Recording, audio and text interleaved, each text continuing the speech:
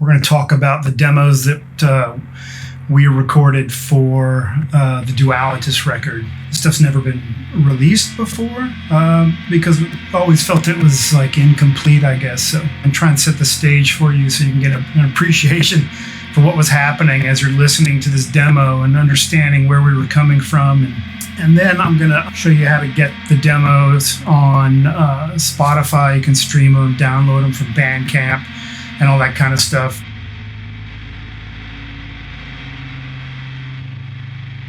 Seek the Shrouded.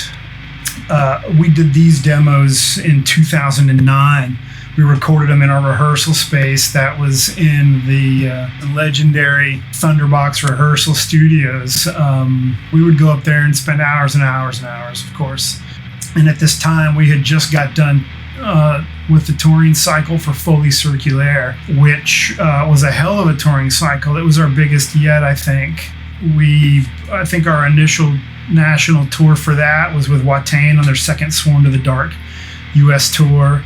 Shortly after that fall Watain tour, we did the Scion Rock Fest, the first Scion Rock Fest, which was quite a hell of a time to be around. We had a blast.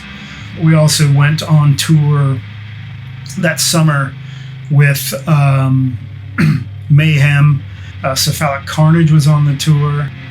Marduk didn't make it. They had visa problems or something. Cattle Decapitation was also on the tour, and we were opening it. It was awesome. So needless to say, all that is just to illustrate that as we went into writing for Dualitas and tracking these demos, it was with a ton of touring experience, and we were really dialed in live. I forgot to mention on that last tour with Mayhem, about 2 weeks into the tour, Chris Freeman had to leave the tour. He couldn't do the whole thing. And we brought in our friend Dylan Kilgore, who was in Bo and Michael Angoria's previous band called Withered. So we brought him in to fill in on the tour, and then ended up hiring him when Chris decided to step down. Back in those days when we would write, it was all done live. It was really difficult to make demo recordings versus today. I think we had a little boombox with a cassette tape that we would do really nasty recordings of parts and pieces. And then we would rehearse the songs, man, so many times. And we loved doing it. It was really cool to watch them gel and the parts really grow and tighten up and all that kind of stuff. And then Michael Angoria, luckily he owned one of those old Roland digital 8-tracks. And I think as a result of the touring, it really lended to capturing kind of how we were live. I mean, when we jammed in our rehearsal space in those days,